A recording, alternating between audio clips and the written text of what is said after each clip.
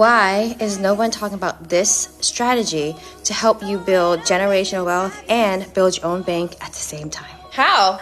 You can do that with life insurance. Really? But I think I'm kind of young for life insurance. That's actually great because the younger you are, the cheaper it is. You can actually lock in your rate so it doesn't increase as you age. So how do I actually use it while I'm alive? Yes, that's actually called cash value that you accrue interest with a permanent life insurance policy.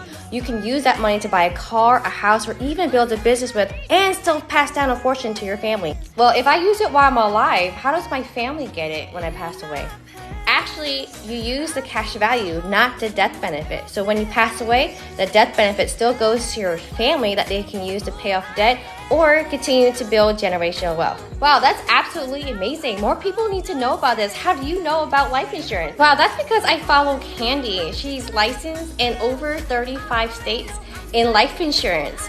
So message her for a free quote. There's no upfront cost to get started today.